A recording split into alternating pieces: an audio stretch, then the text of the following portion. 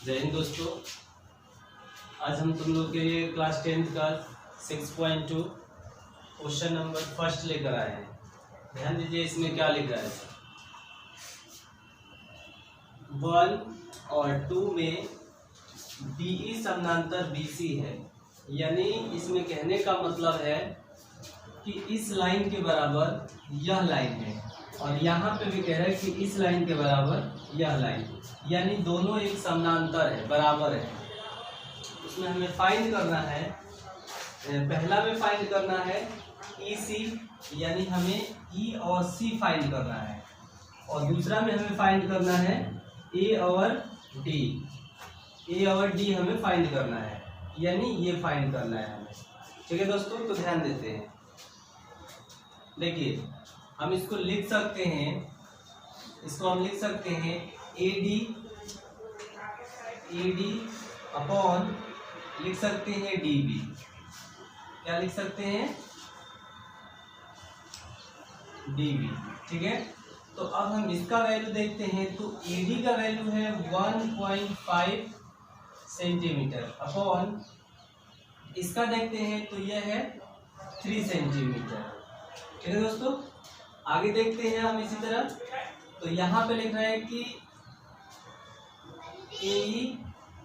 AE upon EC is equal to दिया है 1 centimetre upon, और ये हमारा नहीं दिया है तो इसको हम मान लेंगे, इसको हम व्हाट मान लें या छोड़ भी सकते हैं यहाँ पे, या EC हम ले लेते हैं, सबसे अच्छा रहेगा E और C।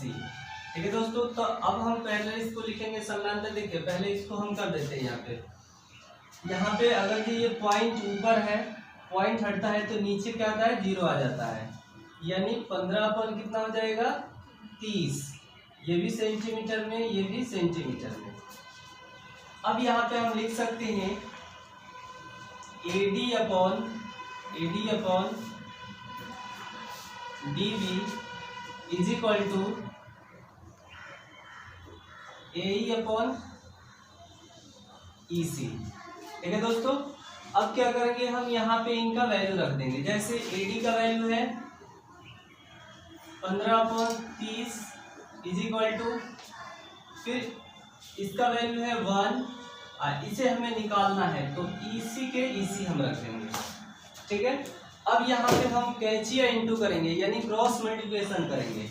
तो यहाँ से इसको इंटू करेंगे तो यह हमारा हो जाएगा 15 EC इज इक्वल टू, ये हो जाएगा हमारा यानी 30, क्योंकि 30 में 1 से इंटू करेंगे तो 1 हो जाएगा। अब इन दोनों के बीच में डिवाइड है, इधर जाएगा तो सॉरी, इन दोनों के बीच में इंटू है, इधर जाएगा तो वो डिवाइड में हो जाएगा, यानी EC इज इक्वल टू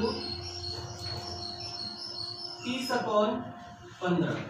ठीक है दोस्तों, अब कटेगा 15 कम 15, 15 दूना 30, यानी EC इज इक्वल टू हो जाएगा 2 सेंटीमीटर, यानी हमारा EC निकल गया 2 सेंटीमीटर। ठीक है दोस्तों, अब हम देखते हैं इसी तरह से, यह हमारा दूसरा क्वेश्चन है। सेम इसी तरह इसको भी बनाएंगे हम। यहाँ पे हमारा दिया गया है, सॉरी यहाँ पे ये इसका मान यानी B का मान दिया गया है, AE का मान दिया गया है, E और C का मान दिया गया है। तो फिर हम इसको लिखेंगे AD अपॉन DB।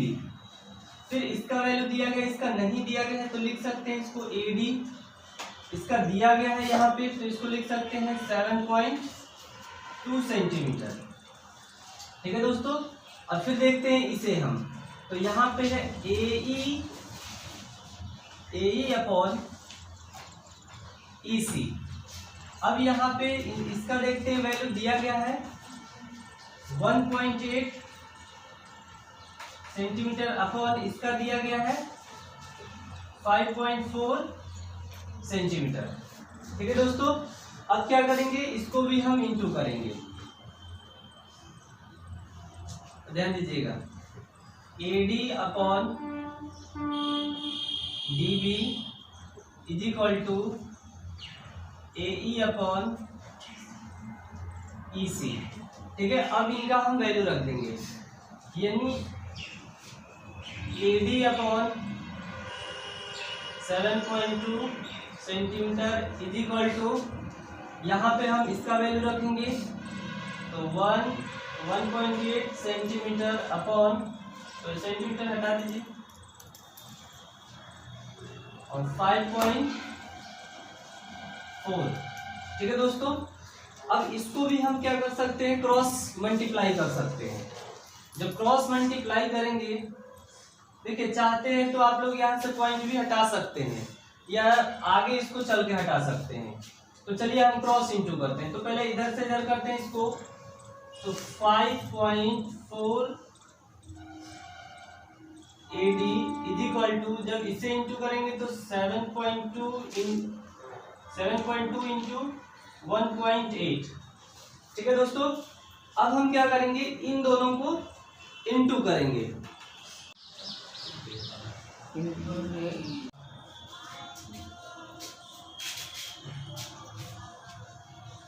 देखते हैं दूसरे नंबर क्वेश्चन दोस्तों। दूसरा नंबर क्वेश्चन कह रहा है, किसी त्रिभुज PQR की भुजाओं PQ और PR पर क्रमशः बिंदु E और F, यानी E और F स्थिर है। निम्नलिखित में से प्रत्येक स्थिति के लिए बताइए कि क्या EF समानांतर QR है। ठीक है दोस्तों, यानी हमें बताना क्या है कि EF समानांतर QR होता है कि नहीं होता है। ठीक है दोस्तों, ध्यान दीजिए, यहाँ पे इसका लिखा गया है कि PE यानी P से E तक की दूरी लिखा गया है 3.9 सेंटीमीटर। ठीक है दोस्तों, उसके बाद लिखा गया है EQ दिया गया है आपका 3 सेंटीमीटर। उसके बाद PF यानी P से F तक की दूरी दिया गया है 3.6 सेंटीमीटर। उसके बाद FR दिया गया है आपका 2.4 सेंटीमीटर। ठीक है दोस्तों, तो अब हम निकालते हैं इसको, यानी लिख सकते हैं PE अपॉन EQ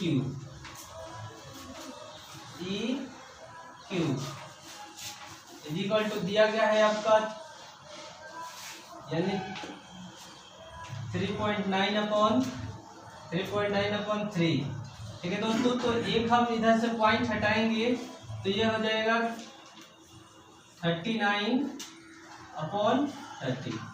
ठीक है, अब देखते हैं हम दूसरे लाइन को, यानी PF upon FR is equal to दिया गया है आपका 3.6 सेंटीमीटर अपॉन 2.4 सेंटीमीटर। दोनों तरफ सेम बराबर है तो इसको लिख सकते हैं 36 अपॉन 24। ठीक है, इसको समीकरण हम मान लेते हैं, थोड़ी समीकरण मत मानिए, मान लो समीकरण 1, समीकरण 2। ठीक है, अब क्या करेंगे, दोनों समीकरण को संयुक्त करने पर, दोनों समीकरण को संयुक्त करेंगे तो यहाँ पे लिख सकते हैं PE upon EQ is equal to PF upon FR। ठीक है दोस्तों, अब इनका क्या करेंगे, हम मान रखेंगे यहाँ पे 39 अपॉन 30 इज इक्वल टू, फिर हम इसका मान रखेंगे तो यहाँ पे 36 अपॉन 24।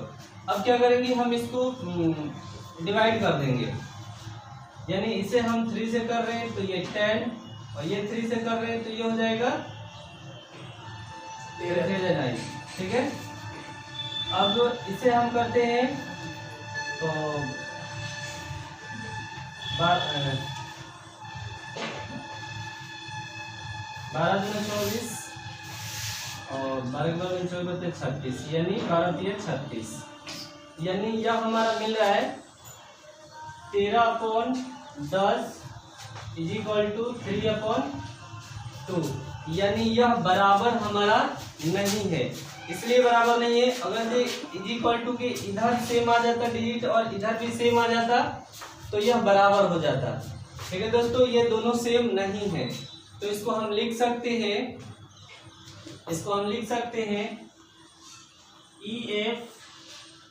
EF समानांतर QR नॉट। ठीक है, नॉट का चिन्ह ये लगा देंगे। ओके दोस्तों, इसको आप लोग उतार सकते हैं। दूसरे क्वेश्चन का दूसरा नंबर देखते हैं।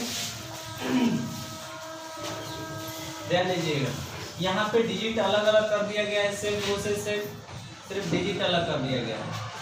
यानी इसको लिख सकते हैं PE अपॉन EQ इसका दिया गया है 4/4.5 सेंटीमीटर। ठीक है, यहाँ पे दे रहा है फिर इसका PF अपॉन FR, यहाँ पे दिया गया है H अपॉन, ये दिया गया है 9, यानी 8 सेंटीमीटर और 9 सेंटीमीटर। ठीक है दोस्तों, अब इन दोनों को हम क्या कर सकते हैं, संयुक्त कर सकते हैं। समीकरण फर्स्ट मान लो, समीकरण सेकंड मान लो, दोनों को संयुक्त करने पर, तो दोनों को संयुक्त जब करेंगे तो यहाँ पे लिख सकते हैं PE upon EQ is equal to PF upon FR। ठीक है दोस्तों, अब क्या करेंगे, इसका वैल्यू हम लोग लिख सकते हैं, जैसे 4/5। ठीक है दोस्तों, यहाँ पे हम चेंज कर सकते हैं, पहले हम यहाँ से चेंज कर लेते हैं। जैसे ये हो जाएगा 40/45, क्योंकि एक पॉइंट है, एक अंक के बाद है तो 1 0 बढ़ जाएगा, यानी यहाँ पे लिख दो 40/45 इज इक्वल टू, ये हो जाएगा अपना 8/9। ठीक है, अब देखिए दोस्तों, इसमें हम क्या कर सकते हैं कि 5 के टेबल से हम लोग काट सकते हैं। तो इसको 5 के टेबल से काटते हैं तो ये हो जाएगा 9। ठीक है दोस्तों, ये हो जाएगा 8, यानी ये हो जाएगा 8/9 इज इक्वल टू 8 ये हो जाएगा 9। यानी यह क्या है, यह EF समानांतर QR है। ठीक है दोस्तों, क्यों, क्योंकि यह दोनों इज इक्वल टू के उस साइड और इस साइड दोनों क्या है, बराबर है। ठीक है दोस्तों, अब इसको आप लोग नोट कर सकते हैं।